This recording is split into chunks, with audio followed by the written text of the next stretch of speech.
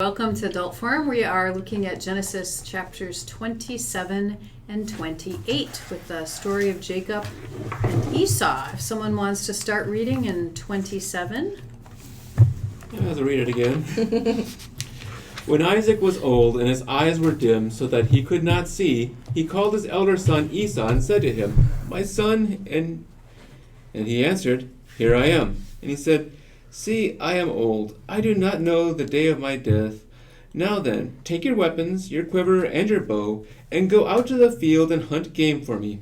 Then prepare for me savory food, such as I like, and bring it to me to eat, so that I may bless you before I die." Now Rebekah was listening when Isaac spoke to his son Esau. So when Esau went to the field to hunt for the game and bring it, Rebekah said to her son Jacob, "I heard your father say to your brother Esau, 'Bring me game and prepare me for savory food to eat, that I may bless you before the Lord before I die.' Now therefore, my son, obey my word, and I command you, go back to the flock and get me 2 choice kids, so that I may prepare from them savory food for your father, such as he likes, and you shall take it to your father to eat, so that he may bless you before he dies." But Jacob said to his mother Rebekah, "Look, my brother Esau is a hairy man, and I am a man with smooth skin. Perhaps my father will feel me, and I shall seem to be mocking him, and bring him a curse on myself, and not a blessing." His mother said to him, "Let your curse be on me, my son. Only obey my word, and go get them for me."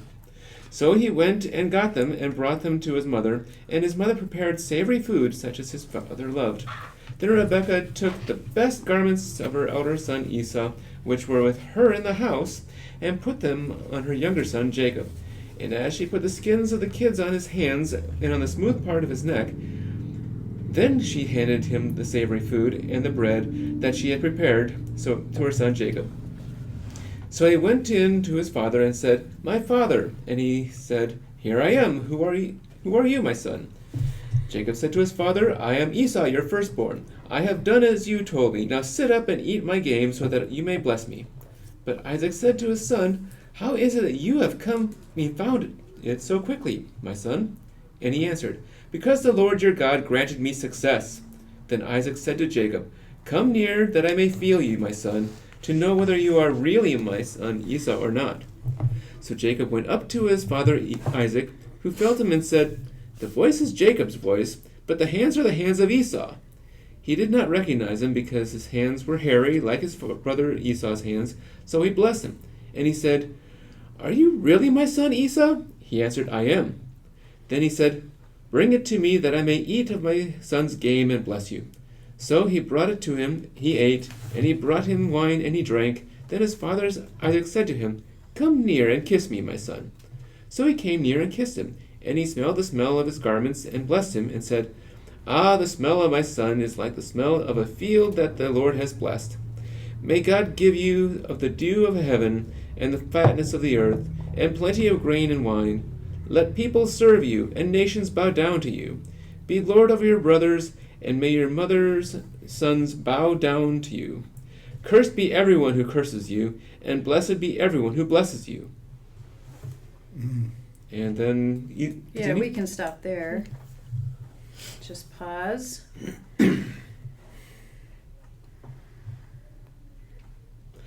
So of course, starting here, we don't have the whatever it was that made Rebekah favor Jacob over Esau, and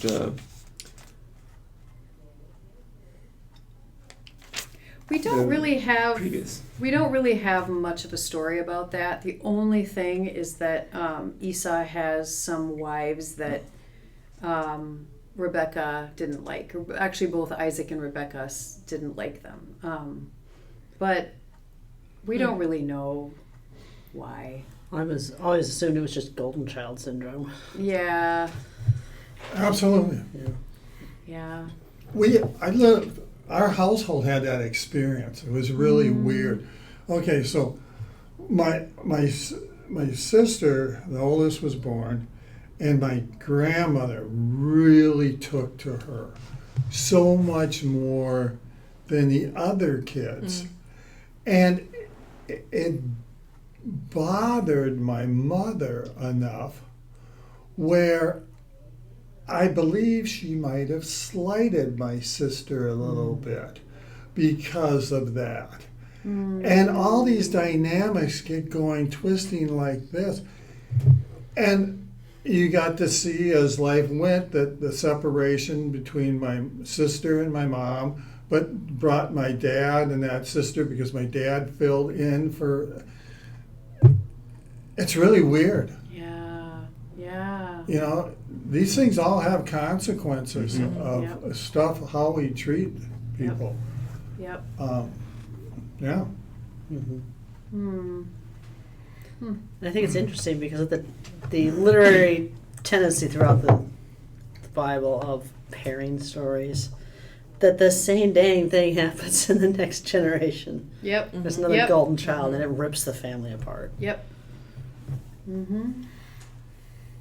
Yep. Yeah. Also, my goodness, Isaac is a sucker. Yeah. Maybe it's just lazy storytelling, but or concise storytelling. So instead of lazy, call it concise. But he gives me, oh well, sure, fine, whatever, awfully quick. I don't like that Rebecca's only role is conniving. I don't know where that comes from and why it's that way, but and the funny thing is, what is the end game? Because what did they think was going to happen that Esau would never figure it out, or that Isaac would never figure it out? Because we're going to read it like immediately. The chickens come home to roost, and it doesn't go well. So I don't know. But I think it's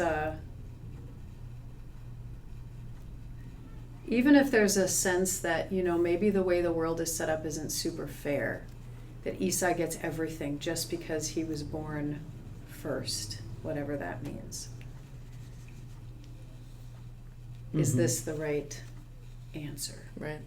To flip the tables completely instead of saying, what if there was an alternative way all the way that we could, you know, something fair to both? And that never occurs to anyone. Well, maybe we should split it then.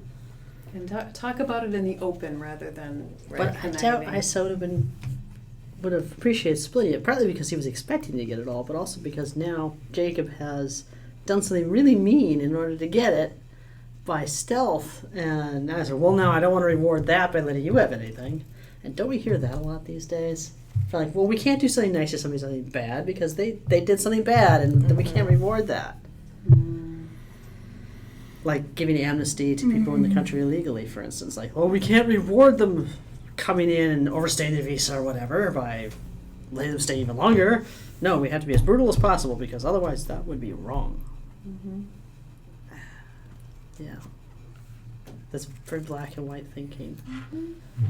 But we'll bail out banks who made really bad decisions. Yeah, that's interesting. Yeah. We'll make exceptions for some. Yeah. And or even ethically questionable decisions. Of course. Yes. Yeah, who we excuse and who we punish is very biased by many things. There's a cartoon that's going around a lot that comes from the cartoon The Family Guy, if you're ever familiar with that. Apparently there's a scene in which the main guy, who's a kind of chubby white guy, and he's driving at night, and he gets stopped by the police car, and the police car puts up shades of skin, and the top is like, says something, I don't know what the original says because people have redone it so often, but the most recent one is the darker the skin, or they have like the trans rainbow on it. It says, we should bring back the death penalty, and then the top is, let us pray for them. Oh, yes. And so people have used this repeatedly to just show that our sense of justice and who should get no mercy and who gets all the mercy is not, it's not equal at all. We like to think of ourselves as being unbiased, but we are not. Oh, not even close.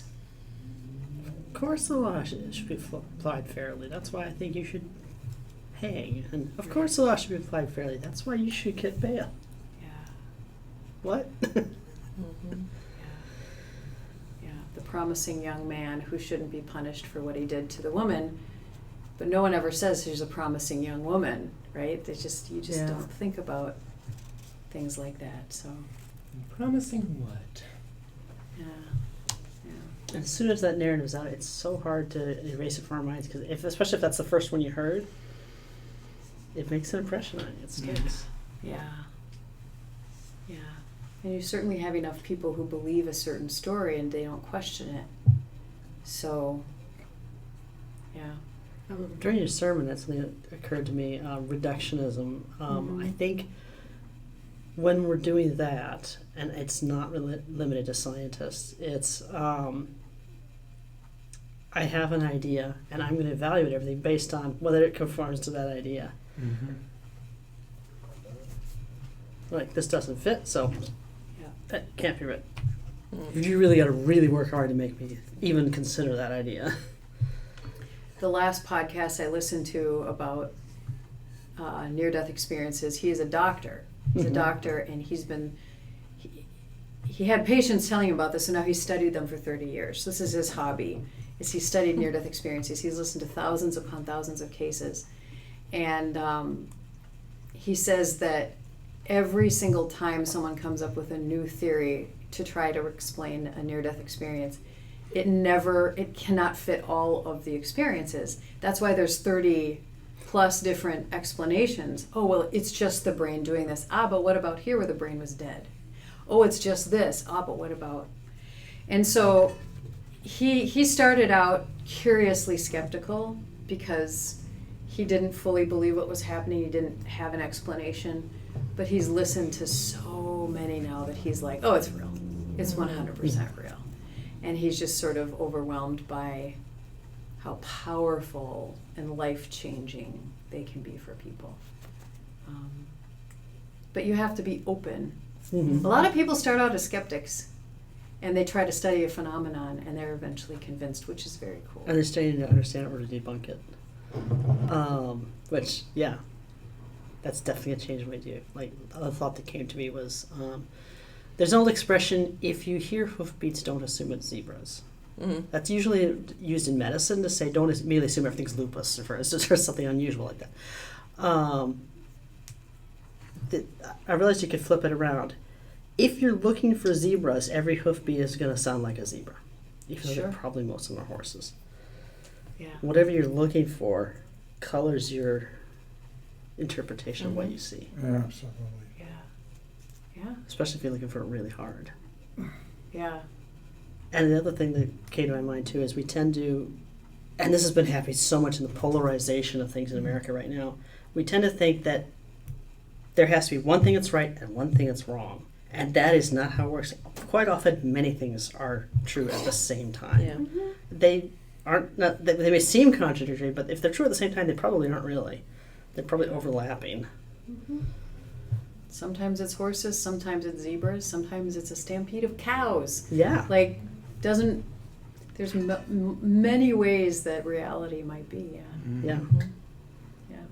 Like those 30 theories for near-death experiences, it's possible a lot of them are actually happening. Mm-hmm. Not the same ones every time. But there's a lot of, Not always, yep. yeah.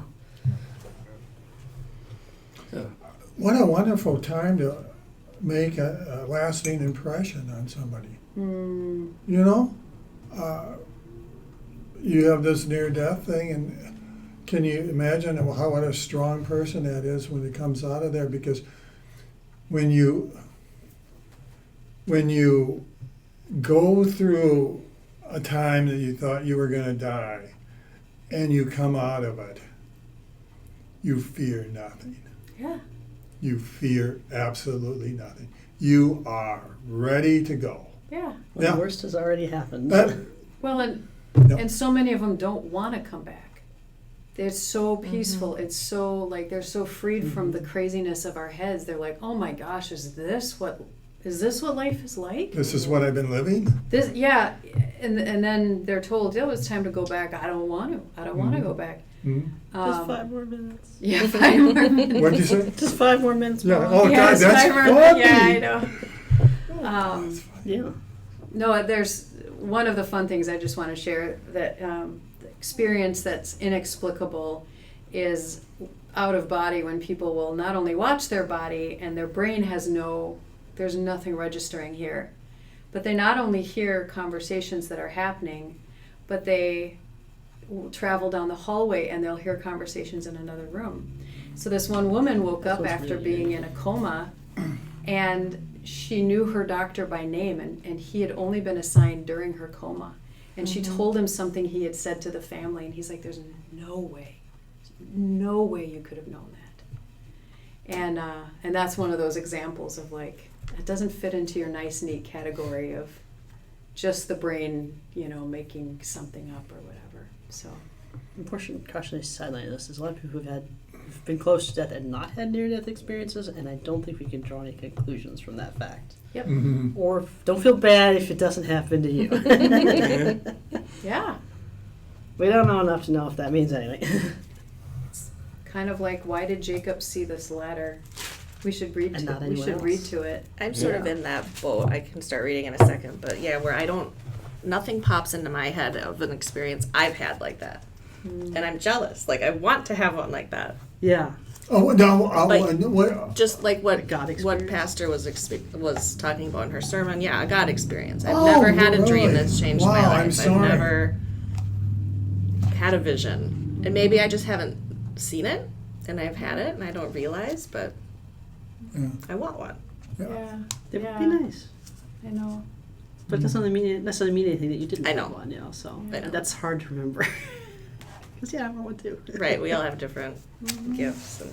And needs. Yeah. And needs. I like the way you put that. Yeah. Those people probably needed that, and maybe you don't. Your faith is at a certain place. Or I like that needs. I mean, there are a lot of people who are atheists who have these near-death experiences, and they're like, wow, okay. Wow, that changes things That a little. changes things. Yeah. All right. Do you want me to start reading at verse 30? Yeah. Okay.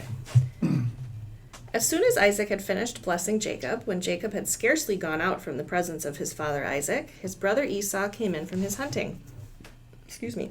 He also prepared savory food and brought it to his father. And he said to his father, "Let my father sit up and eat of his son's game, so that you may bless me." His father Isaac said to him, "Who are you?" He answered, "I am your firstborn son, Esau." Then Isaac trembled violently and said, "Who was it then that hunted game and brought it to me? And I ate it all before you came. And I have blessed him. Yes, and blessed he shall be." When Esau heard his father's words, he cried out with an exceedingly great and bitter cry, and said to his father, "Bless me also, father." But he said, "Your brother came deceitfully, and he has taken away your blessing." Esau said, "Is he not rightly named Jacob? For he has supplanted me these 2 times. He took away my birthright, and look, now he has taken away my blessing." Then he said, "Have you not reserved a blessing for me?" Isaac answered Esau, "I have already made him your lord, and I have given him all his brothers as servants, and with grain and wine I have sustained him. What then can I do for you, my son?"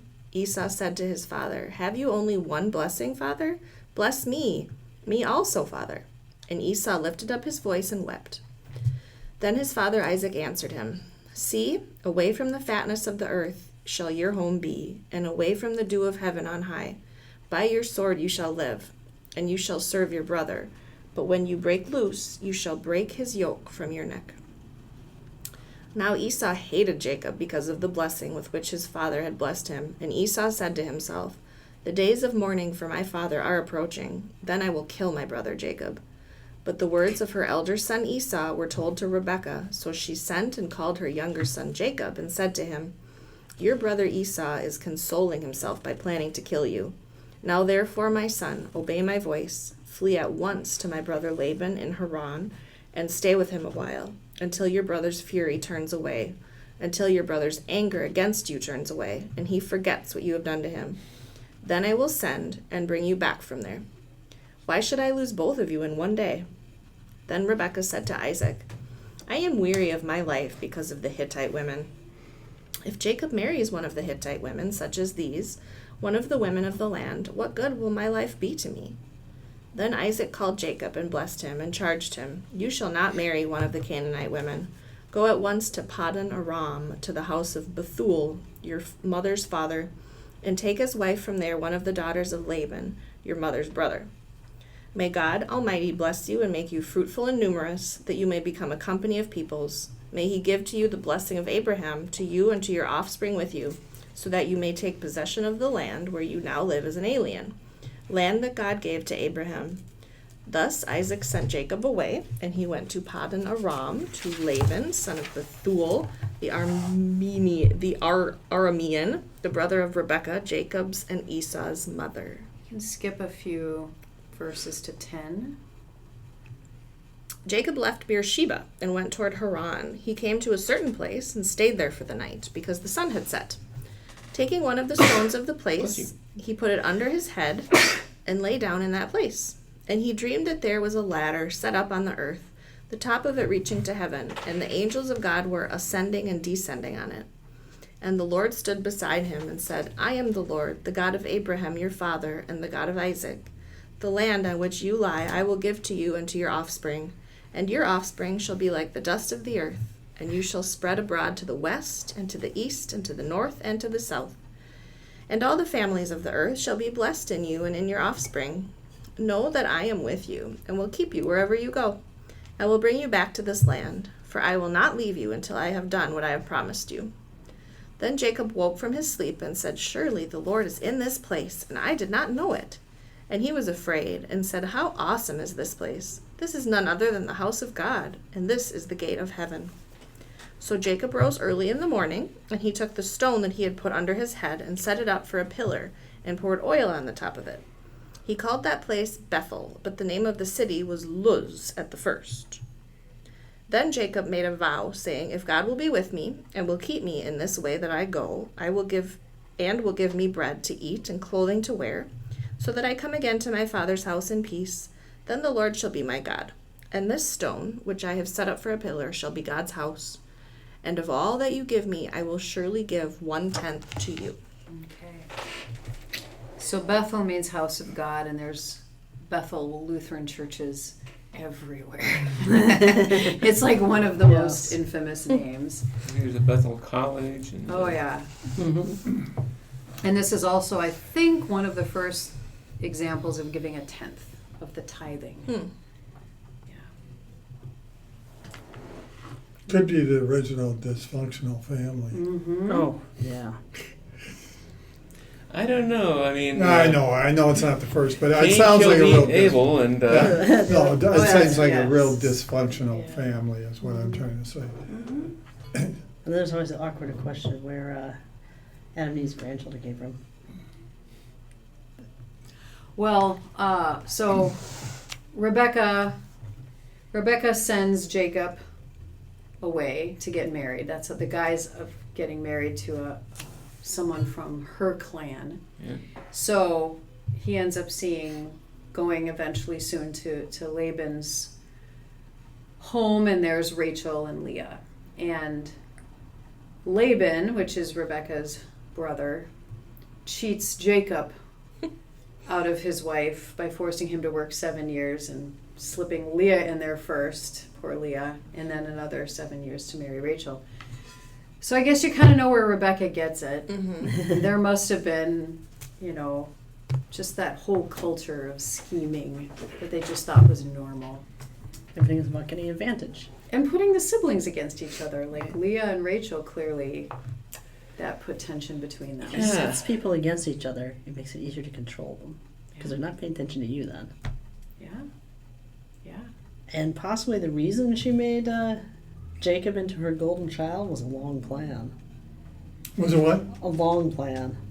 Okay, sure. To eventually, if she could control him, maybe she tried to control Esau and wasn't able to, but she could control Jacob. So like, if I can get him in there, then the inheritance goes to him, and I'll be sitting pretty. Mm-hmm. Maybe. Especially since I'm sure there were multiple wives. She wants to make sure she's the important one. Yeah. Mm-hmm. And she did not like the wives that Esau. was wed to. So she probably realized that if Esau got the inheritance, then the wives would be pushing Esau to push her out once her husband was dead, but Jacob isn't married yet, so Jacob is still hasn't cut the cord, as it were, and she's directing him to go over to her side of the clan to take wives, and they're going to be favorable to her for her and to keep her, make sure she's taken care of. That's a good point. Because again, you pointed out how when her husband dies, she's dependent upon her sons, and if Esau's ears being twisted by not just one but two wives that she does not like, and presumably did not care much for her either. So that just brings up another point. You don't need to scheme if you feel safe.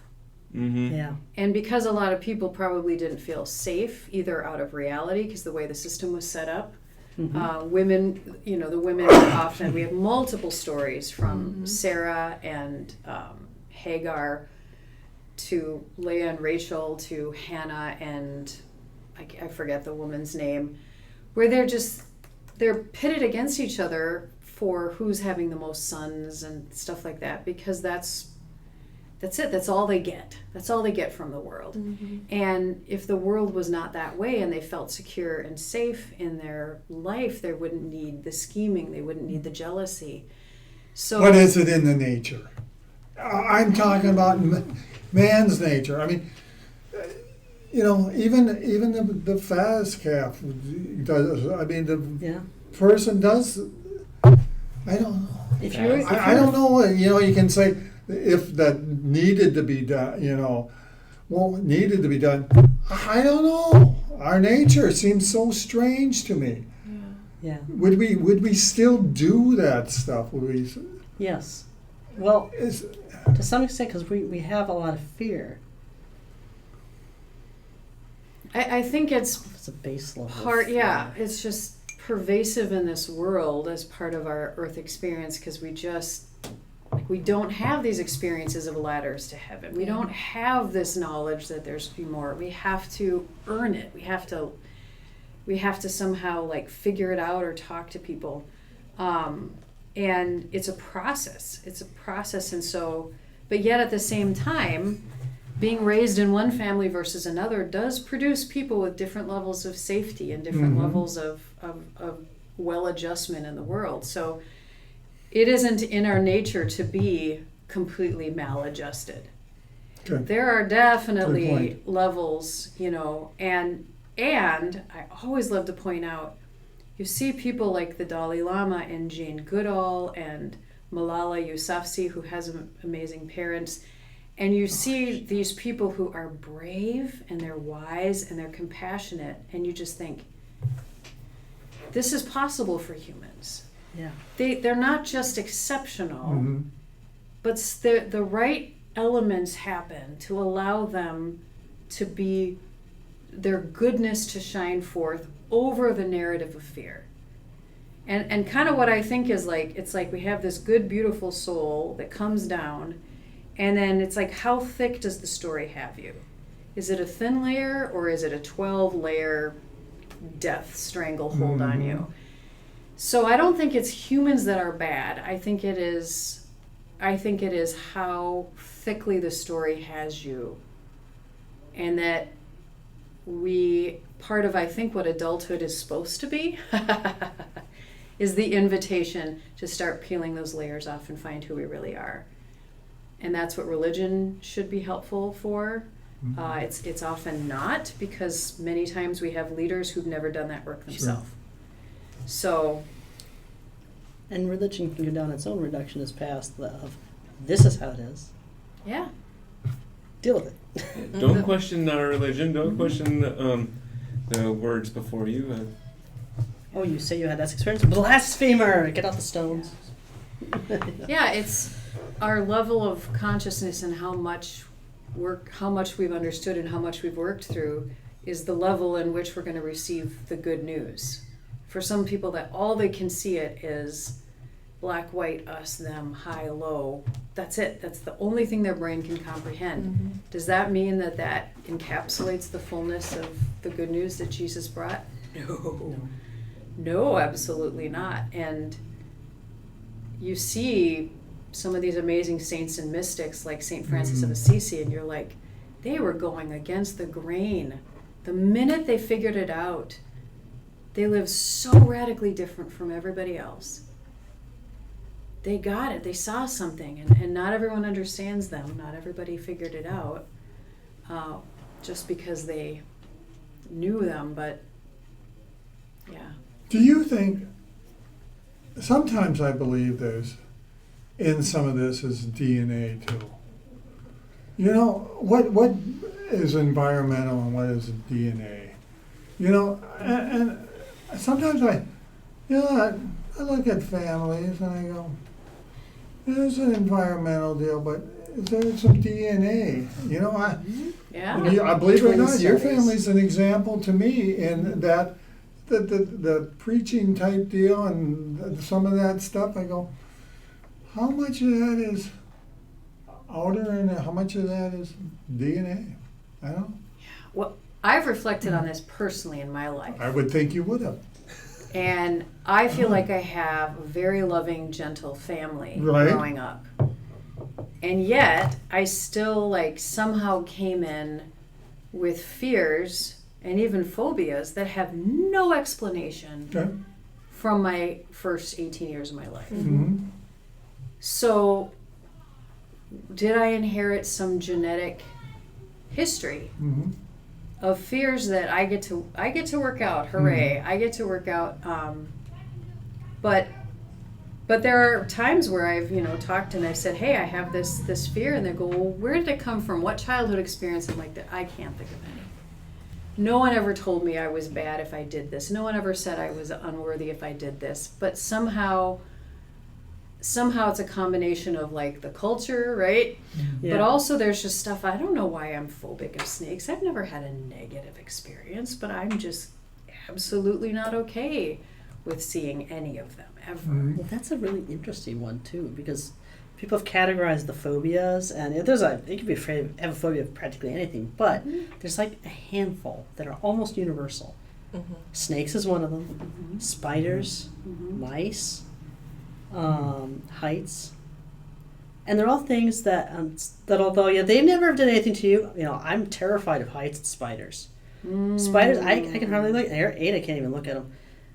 They've never hurt us in any way. They're actually helpful. But they think that the going theory is that there is some genetic programming to recognize certain shapes as potentially dangerous, which certainly would be a survival advantage. Yeah. Leave the danger noodle alone. It might bite you, and it might be venomous.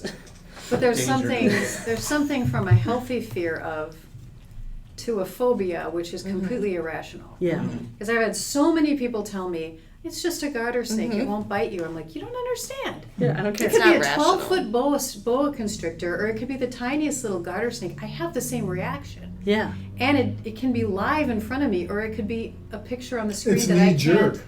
Yeah. It's deep and it's real. It and reaches in, grabs a switch inside you, and goes. it You're scared. doesn't necessarily help me in functioning. So the only thing I can figure is that maybe I had an ancestor who actually had a really bad experience, and I get to have that memory of that bad experience, and so something in me is going, we're gonna die. Here's the others. Yeah, you like a snake, and I don't. I see him crawl, like that, and I just get this Freak out. freak out. Yeah. And it's not something you have this rational No. experience about. It's just that movement. Right. Well, here's the thing. That rapid response that a phobia generates, Yeah. if that really was a venomous snake, that would have saved your life Of course. potentially. Because you're going to move faster than you would have in any other situation, because you've made a judgment so fast. Mm-hmm.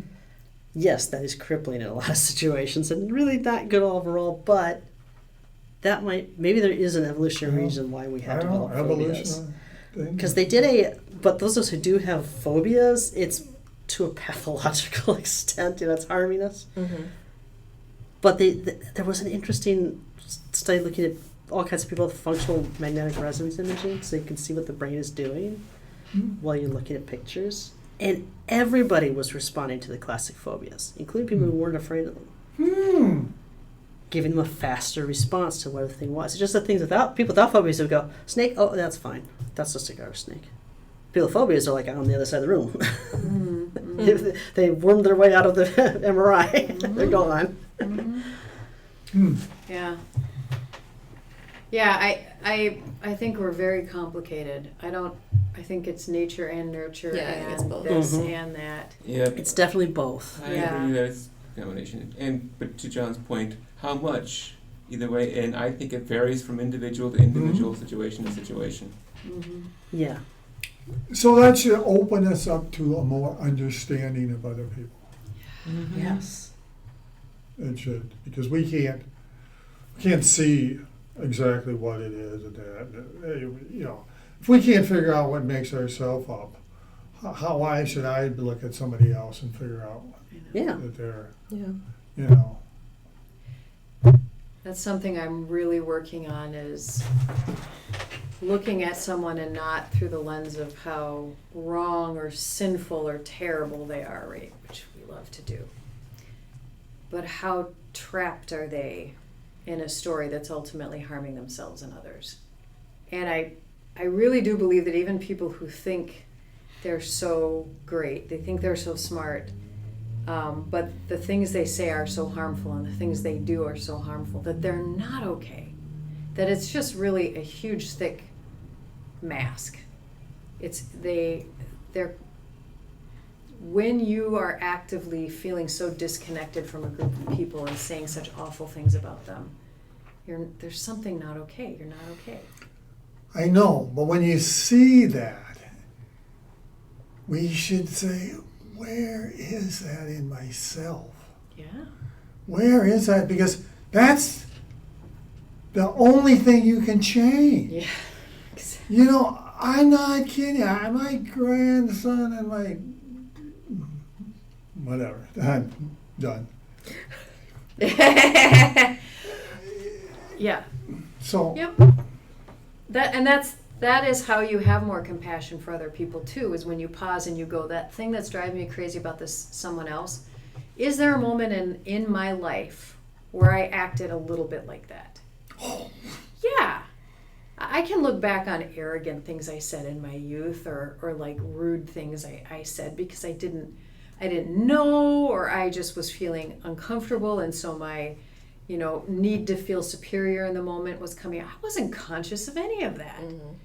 It was like a knee jerk, it's a defense mechanism, because what we don't ever do is just go, I'm uncomfortable in this situation and I don't feel like I have any value or that anyone in this room cares about me, so I'm just going to sit here. No, we do something unconsciously to try to protect ourselves. Mm-hmm. And we all do it. And so it's fine that sometimes people annoy us. Of course they do. But there are moments where you can go, they're doing that because they're so uncomfortable in their skin, because they need to be better than in order to have any value in life, because that's the only way they know how to survive this planet. And how sad is that? Mm-hmm. Yeah. well, again, those are things that we should take to the mirror. I told you about the years ago when I went into a mosque for an interfaith dialogue, and I walked in and this thought came in my head, like, well, how lucky are they that I, like a white Christian, Great. Is reaching out. am reaching out to them. And I heard that, I'm like, oh my. What cultural programming have I received where I feel superior? Mm. And that's where I came up with the term Christian superiority.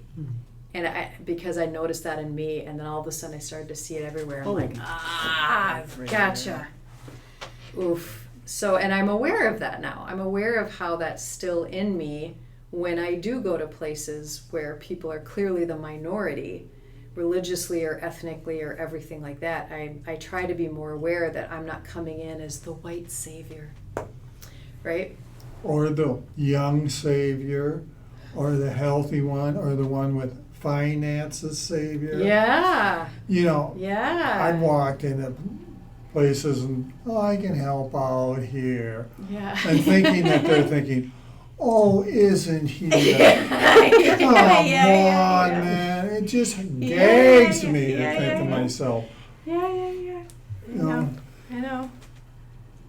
Yeah. it's insanity. It's good. And I think it's good for us to realize that when we have those observations about us, there's no point in beating your chest No. and feeling like a bad human. You just figured out what everyone else is doing. And so Yeah. we're all in the same boat, man. Beating yourself would be just stupid. It's stupid. It's just stupid. Yeah. Learn and go, thank you, God, for that. Yeah. Enlightenment, awareness. man. Exactly. Maybe I can do something with it. Maybe.